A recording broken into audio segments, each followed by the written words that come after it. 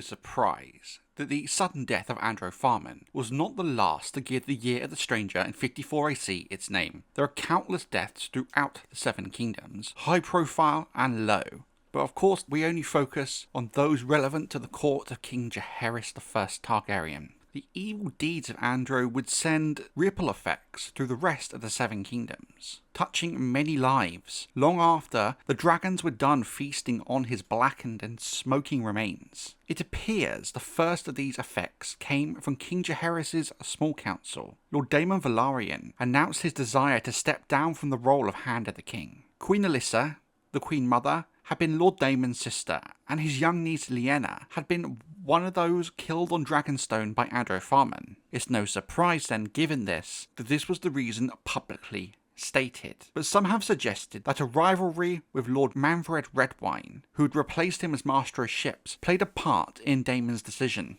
The title of Master of Ships, prior to Manfred, every Lord Admiral since Aegon's conquest had been a member of House Velaryon. The issue for Daemon here was House Redwyne was a naval power themselves, who in theory could rival the Velaryons. Many dispute this, calling it a petty aspiration to cast on a man who had dedicated so much of his life to serving the realm. But let's for instance accept that his advancing age and desire to spend time with his remaining children and grandchildren back on Driftmark were the likely cause of his departure. The search for a man to take up the position of Hand of the King was a challenging one for Jaehaerys. He first would look around his table for men of experience, which makes sense given he already had a working relationship with most of the small council.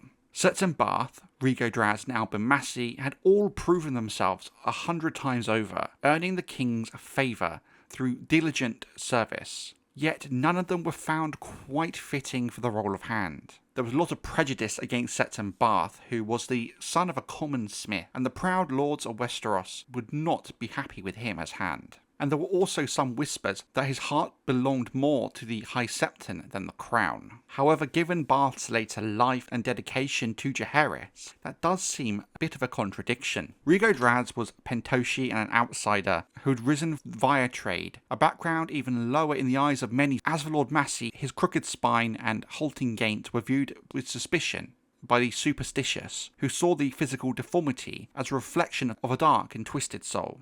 The king would not design to consider the return of Rhaegar Baratheon. While he had reconciled with him, Rhaegar's personality did not suit the ruling style of Jaehaerys, it seems, given what we know of him. It would also be a foolish endeavour to recall someone who had served Maegor the Cruelest Hand. While a fragile peace had been brokered with Donald Hightower, Jaehaerys did remain wary of the man's true heart, and doubt that likewise cast a shadow over Lyman Lannister. In the north, Lord Alaric Stark, Lord of Winterfell, was best left to the northern snows. Such a stern and known unyielding man would have disrupted the council table with no compromise. As for the notion of inviting a Iron Man to court, such things were simply beyond the pale, and Jaehaerys knew it. It's a reason an Iron Man has never been on the small council. With all the great lords found wanting, Jaehaerys instead looked towards the ranks of their bannermen. He was looking for a man, an older man with years of experience, who might steady the weight of his inexperienced own youth. Since his council table had already groaned under the weight of scholarly and bookish minds, the king wanted a seasoned warrior, bloodied in the fires of war, whose very name might serve as a warning against those who might dare to challenge the Iron Throne.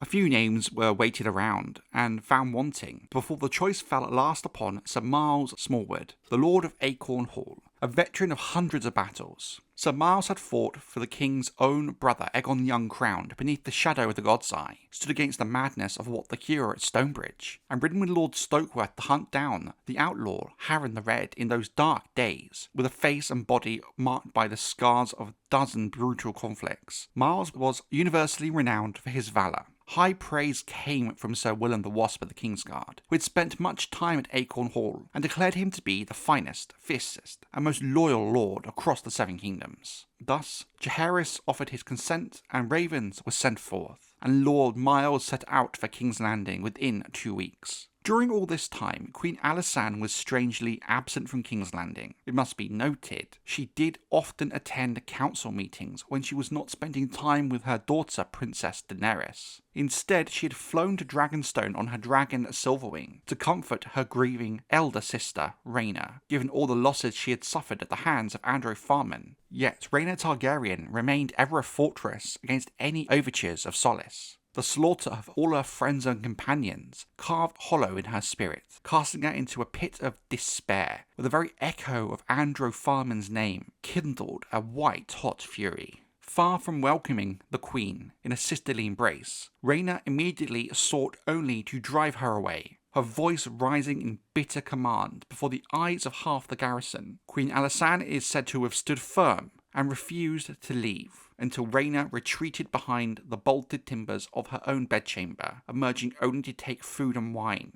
with an appetite that grew smaller every day. Alysanne, now left on her own devices, set to work about restoring order to Dragonstone. A new maester was installed, a new captain appointed to take charge of the garrison. The Queen's Sept Edith arrived to assume the place of Rhaena's much-lamented Sept Mariam. Shunned by her sister, Alysanne instead turned to her niece, Aerea, but there too she encountered rejection and rage. Why should I care if they all are dead? She'll find new ones, she always does, Princess Aerea reportedly told the Queen.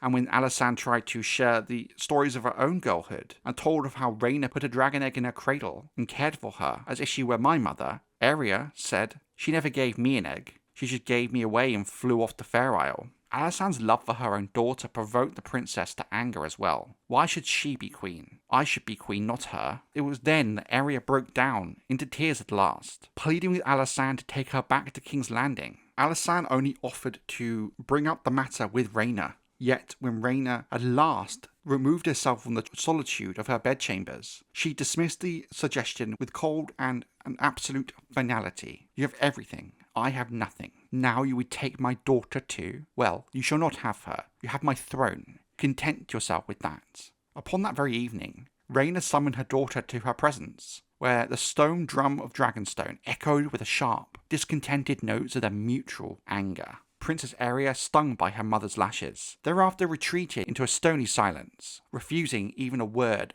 to the Queen, finding all efforts of reconciliation thwarted at every turn. Alysanne instead took wing for the King's Landing. As the year of the stranger came to its end, the labour of the Dragonpit last drew to its conclusion. The immense dome was fixed in place, and the heavy gates of bronze were set upon their hinges. Thus the cavernous structure rose to command the city from the summit of Rhaenys' Hill, a monument eclipsed only by the Red Keep itself, atop the heights of Aegon's High Hill. To hallow the completion of the work, and to herald in the coming of the new hand, Lord Redwyne urged the king to proclaim a magnificent tourney, a spectacle of such grandeur and scale that had not been witnessed since the days of his mother and Rhaegar Baratheon's golden wedding. All the tourney preparations were thrown into disarray by the sudden and unexpected arrival of Rhaena Targaryen from Dragonstone. It may well be that the dragons somehow sensed and echoed the moods of their riders. Septembarth wrote, "The Dreamfyre came down out of the clouds like a raging storm that day, and Vermithor and Silverwing rose up and roared at her coming, suchwise that all of us who saw and heard were fearful the dragons were about to fly at one another with flaming claw and tear each other apart, as Balerion had once done to Quicksilver by the God's Eye." Though the dragons did not come to blows, there was much hissing and snapping and filling the air as Rhaena descended from Dreamfyre's back. Like a tempest, she stormed into the halls of Maegor's Holdfast, her voice echoing as she cried out for the king and queen. Her source of white-hot rage was laid bare for all to see soon enough. Princess Aerea had vanished. As the first light of dawn touched the sea, the girl had stolen into the courtyard to claim a mount of her own. Not was it a mere hatchling she had taken for herself. It was Balerion the Black Dread. She took Balerion the mad child. No hatchling for her. No, not her. She had to have the Black Dread. Maegor's dragon. The beast that slew her father. Why him, if not to pain me? What did I give birth to? What kind of beast? I asked you, what did I give birth to? A little girl, Queen Alysanne said in reply. Just an angry little girl. But Septembarth and Grand Maester Benefit tell us that Rhaena seemed not to hear her sister. She was desperate to know where the mad child had flown. She first believed it would be King's Landing, as Aerea had been so eager to return there, but if not here, then where? Well, King Jaehaerys believed because of the size of Balerion they would know soon enough, given he also had a fearsome appetite. Grand Maester Bennifer sent ravens across the realm. If any man in Westeros saw a glimpse of the Black Dread, or Aerea, they wanted to know at once. Yet, despite all this, no word of Princess Aerea reached the Iron Throne for days. Through this agonizing vigil, Rhaena lingered at court, possessed by turns of tempestuous wrath, seeking the mercy of Sweetwine to find a fleeting respite in slumber. The young Princess Daenerys was so deeply unnerved by the sight of her vengeful aunt that the mere presence of Rhaena moved her to fits of weeping. When a full week had passed without a word of Aerea, Rhaena at last cast off her misery, vowing that she could endure the torment of idleness no longer. She needed to find her daughter, and the least she could do was look.